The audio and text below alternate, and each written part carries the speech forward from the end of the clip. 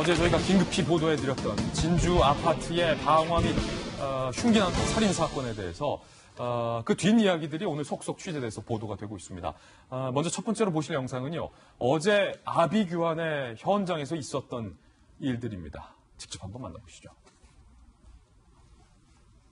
네, 지금 까만 연기와 또 빨간 화염이 치솟자 주민들이 복도로 계단으로 지금 긴급히 대피하고 있는데 엘리베이터 앞에서 이 범인이 흉기를 들고 할머니를 향해서 대치하고 있는 모습이 정말로 안타깝게도 안타까운 장면인데 CCTV에 포착이 됐습니다. 저 이후에 할머니는 저 흉기에 목숨을 잃을 수밖에 없었습니다. 그리고 현장에 출동한 경찰관들에 의해서 이 남성이 즉각적으로 체포가 돼서 연행이 되는 장면도 CCTV에 고스란히 찍혔습니다. 얼마나 이 장면을 보면 그때 당시 상황이 긴박했고 정말로 끔찍했는지 볼 수 있습니다. 다시 한번 보실까요? 화재가 나면 주민들은 엘리베이터를 탈 수가 없어요. 그건 프로토콜이잖아요. 엘리베이터 안에 갇힐 수도 있기 때문에. 그런데 할머니, 몸이 불편한 할머니를 노리고 어쩌면 이 범인이 엘리베이터 앞을 딱 막아서서 이렇게 흉기를 들고 기다렸다는 점이 고스란히 이번 영상과 사진으로 드러난 겁니다. 체포했지만 이미 뒤늦은 순간이었다는 것. 너무나도 안타까운 현장이었는데 범죄 심리학 전문가인 이수정 교수에게 저희들이 한번 물어봤습니다. 이 범인의 행동에 대해서 말입니다. 휘발유를 구입을 해서 결국은 본인의 집에 불을 질렀고 그 목적으로 결국 휘발유를 미리 구입을 한 거고, 그리고는 칼을 2개를 갖고 있었는데 그냥 일반 주방용 칼이 아니에요. 일반 주방용 칼이 아닌 칼을 2개씩이나 미리 준비한다는 건 그거는 계획범죄라고 볼 수밖에 없지 않을까 싶어요. 지금 이제 피해자와 연관돼서도 피해가 미성년자 여자아이들의 가족들에게 집중돼 있거든요. 그렇기 때문에 그냥 무차별적인 흉기 난동으로 보기도 어렵습니다. 노영보 변호사님, 지금 보면요. 그 범행 당시의 현장에 대해서 그 범인이 엘리베이터 앞을 막아서 할머니를 향해서 흉기를 들고 있는데 범죄심리학 교수도 이거 우발적인 살인 아니다 이렇게 얘기하고 있어요. 저건 계획범죄 같아요. 예. 왜냐하면 계속해서 윗집하고 층간소음 문제 때문에 계속 분쟁이 있어 왔었었고, 그것 때문에 이번에 이제 피해를 사실은 당해서 안타깝게 사라져간 여학생, 18살 여학생을 계속해서 스토킹 비슷하게 협박을 했었다는 거예요. 그러면서 그 여학생이 경찰에 신고했더니 증거가 없으니까 증거 찾아오라 그랬어요. 그래서 CCTV를 자기가 자비를 들여서 달았고, 3월 12일 날 찍힌 영상 같은 걸 보게 되면 아파트 계속 협박하면서 비밀번호 누르는 장면 우리가 봤잖아요.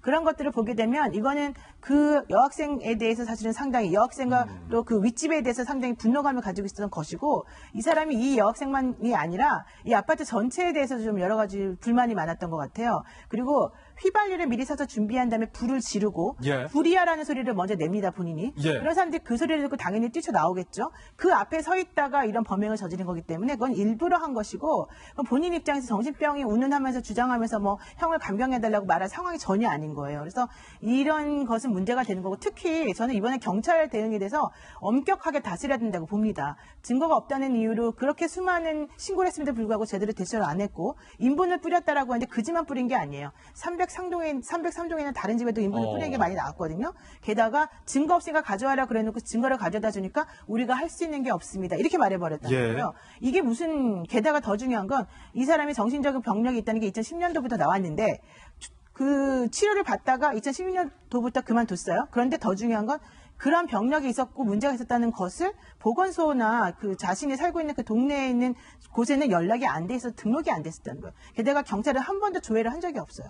이런 여러 가지 것들은 관리소의 책임까지 좀 같이 물어야 되는 것 같습니다. 방금 두 분의 전문가 모두 다 이것은 계획을 한 살인이다라고 지적을 했는데 아까 말씀하셨던 이른바 스토킹 비슷한 것을 당했던, 그리고 이번에 저 남성에게 목숨을 잃은 안타까운 이 소녀가 직접 단 CCTV 영상에 포착된 과거 이 남성의 이상한 행동들도 저희가 영상으로 입수를 해봤습니다. 하나하나씩 살펴보겠습니다.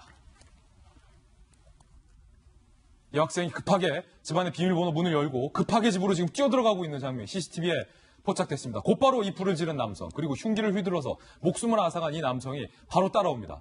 초인종을 수차례 누르면서 본인의 시계를 보면서 이 여학생을 마치 기다리는 듯한, 그리고 화가 난 듯이 허리춤에 손을 얹고 있는 장면. 다시 가는 줄 알았는데 가는 게 아니에요. 지금 보시면요. 지금 발 보이시죠, 여러분? 세 발자국 떨어져서 계속 저 집에서 누가 나오기를 기다리는 모습. 그리고 다른 날, 이 남성이 준비한 오물을 이 여학생이 살고 있는 집에 현관문과 그 현관문 옆에 난 이 창문에다가 뿌리는 모습도 고스란히 CCTV에 포착이 됐습니다. 이 CCTV는 이 남성을 두려워한 저 여학생이 사비를 들여서 설치한 거라고요. 네, 그렇습니다. 경찰한테 여러 차례 얘기를 했지만 경찰 측에서 증거가 있어야 된다라고 얘기를 해서 지금 여학생 측에서 사비를 들여서 이렇게 문 앞에 CCTV를 단 것을 확인할 수 있는데요. 전 저 영상을 보면서 너무 무서웠어요. 전날 만약에 저 여학생이 굉장히 다급하게 집에 문을 열고 들어가잖아요. 근데 바로 뒤에 저 남자가 쫓아옵니다. 아까 말씀하신 것처럼 굉장히 화가 난 듯한 모습이었는데 만약에 그날 그 여고생이 이 남성의 손에 잡혔으면 어떻게 됐을까요?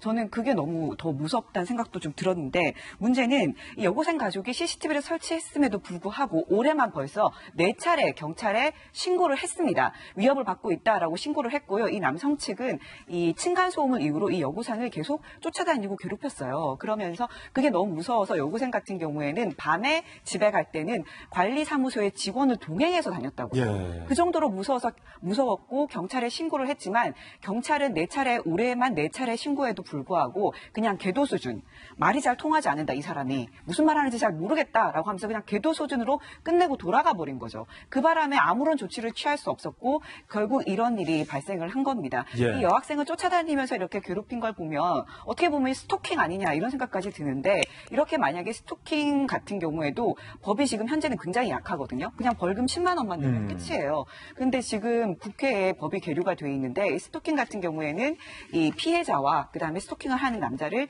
사람을 이렇게 잠정적으로 분리를 시킬 수 있는 그런 법이 발의가 됐는데 지금 국회에서 계류가 됐습니다. 이 법이 좀 빨리 처리가 됐으면 이것도 좀 막을 수 있지 않았을까라는 아쉬움이 듭니다.